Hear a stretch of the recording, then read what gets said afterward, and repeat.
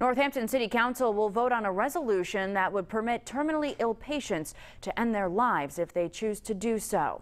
22 News reporter TASHANEA Whitlow spoke with Northampton residents about the right to die. It would allow a terminally ill patient the right to request aid in dying medication if they have 6 months or less to live. Hospice does great work, but not in every case. We believe it's time to have this option in Massachusetts. The Northampton City Council Thursday night will vote on a resolution that would allow a terminally ill person the right to end their life. It's known as the End of Life Options Act, better known as physician-assisted suicide. Some people object to it on religious and moral grounds. It's time to give people the option. It's just an option. It's no mandate. No doctor is forced to do it. People are not forced to do it, but it's an option that I think many people would like to have. 6 other states have already passed death with dignity laws, including Vermont. Assisted suicide is illegal in Massachusetts.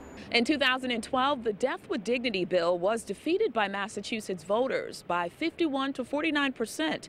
According to attorney James Winston, lawmakers have to wait a minimum of 5 years before bringing a similar bill back on the ballot. It was actually the 7th time that same issue has been before the Massachusetts voters, and each time it has gained momentum, so possibly an 8th time might be the charm, and it might pass in 2018.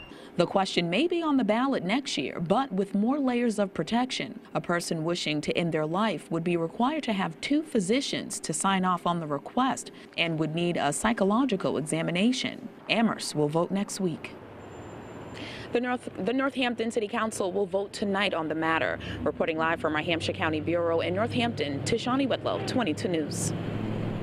That brings us to tonight's 22 News interactive internet poll question. We asked, should terminally ill patients have access to life-ending medication? Just log on to our website, wwlp.com, and click your vote. We'll have the results tonight on 22 News at 10 and 11.